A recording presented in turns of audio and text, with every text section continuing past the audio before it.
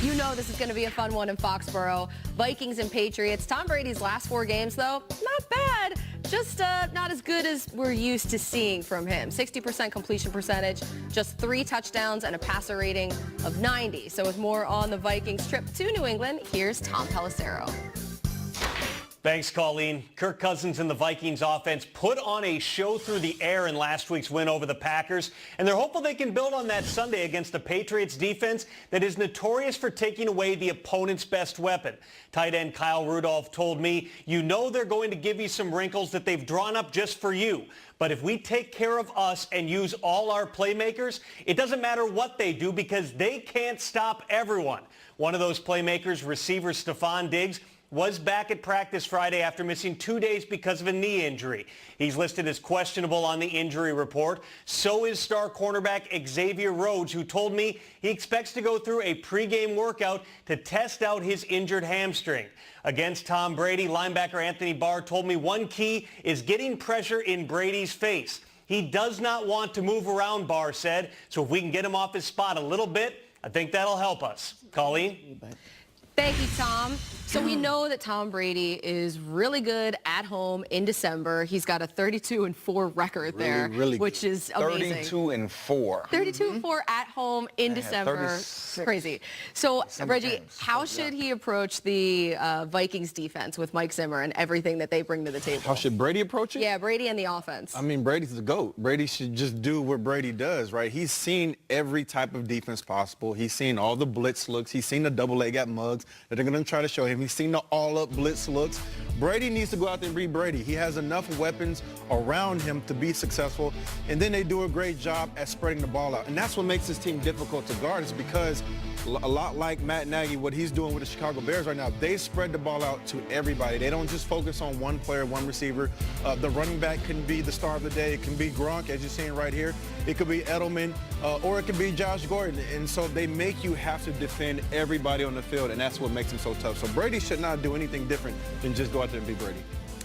Yeah, I mean, there's a lot of different ways that we could do this. For me, I was looking at Josh Gordon and him going up against Xavier Rhodes, who, as we just heard from Tom, is questionable with that hamstring. But I think it's interesting, too, from the standpoint of Josh Gordon, who he's never been in meaningful games down the stretch. So this is a totally different situation for him. And he's coming off a game where he caught all 5 targets from Tom Brady. And I think we're sort of seeing, as we've talked about before on the show, we're seeing them kind of get into the groove of things, and they tried some different things out, but really it was all just in preparation for this stretch run.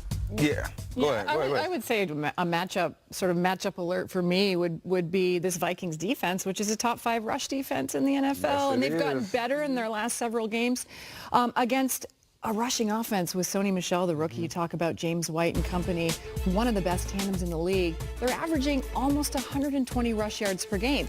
But I went back to Pro Football Focus, guys, and I just wanted to check on the stats because I feel like the Vikings don't miss a whole lot of tackles.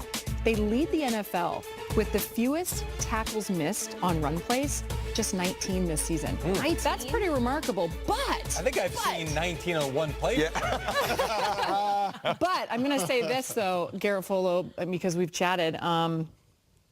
The running backs are used in so many more ways with Josh McDaniels. And how do you stop him in the pass game? I think that's a big thing. And there was a game earlier this year against the Rams where Todd Gurley up against Anthony Barr ran more of a vertical concept. I remember a bunch of offensive guys looking at that saying you don't usually see a linebacker matched up like that. Belichick's going to look at that. Here it is right here. And I think you're going to see a little bit of this right here because you can get these guys out of the backfield running some routes. Hey, Anthony Barr just came back last game from a hamstring injury. Let's see if he can get out and cover it. And there's another concept, Mike Rob, that we saw where a guy will run across the formation on a play-action pass, and the backside linebacker has to track him. That's the track. And he's in the same game. He struggled with that against Cooper Kupp, and then there was a game against San Francisco where he struggled with it. Belichick, you heard Tom Pelissero say that he'll take away your biggest strength. He'll also look for your biggest weakness. So I think if Todd Gurley did that to Anthony Barr, he don't want to see James White out there. I promise you, because James White is a much better route runner than than Todd Gurley. Anthony Barr's a really good player, but you see that on tape and you say, okay, let's see if our guy can do that. Yeah, you heard Tom Pelissero talk about getting a rush in his face. Danielle Hunter, I mean, this kid leads this team, this Minnesota Vikings team in sacks, 11.5 sacks. He's so long and understands how to turn that corner. And I think he'll be able to get him, and that pass rush will be able to get Tom Brady off his spot. Hopefully they can get him and force some interceptions, some mistakes, because I did see Tom look a little old a couple weeks ago. I just got to throw that out there. I'm just saying, against Tennessee, he looked old. He is 41. I'm just saying. He's allowed to look old at least once. That was a bad game for that. I think he looks good, but... Well, after a slow start, let's check out here the Vikings pass defense. It's really become a strength of this team. In their last 5, they've allowed just 4 touchdown passes. They have 6 interceptions, and opposing quarterbacks just a 70 passer rating, the lowest in the league. You couple that with the guys up front, like Mike Robb just talked about, Danielle Hunter with Everson Griffin coming back. This defense is going to give Tom Brady and the Patriots